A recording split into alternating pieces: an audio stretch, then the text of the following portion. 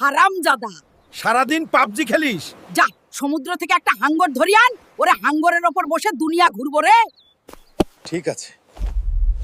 দাদি, আমি এখনই তোমার জন্য হাঙর ধরে আনতেছি।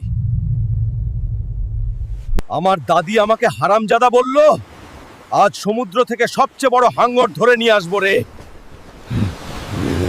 এ কুমির, সরে যা আমার রাস্তা থেকে, না হলে তো টুনটুনি কেটে নেব রে।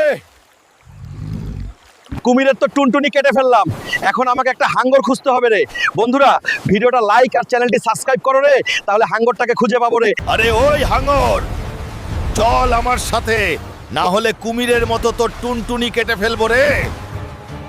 আমার টুনটুনি কেটে নিও না মালিক, আমি আপনার সাথেই যাচ্ছি।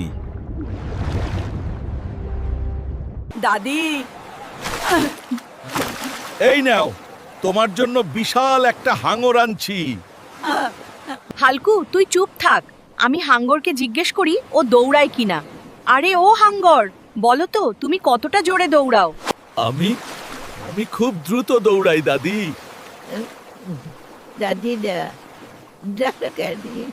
ঠিক আছে, দেখি চল ঘুরতে যাই। হাঙ্গর তো খুব জোরে দৌড়ায়।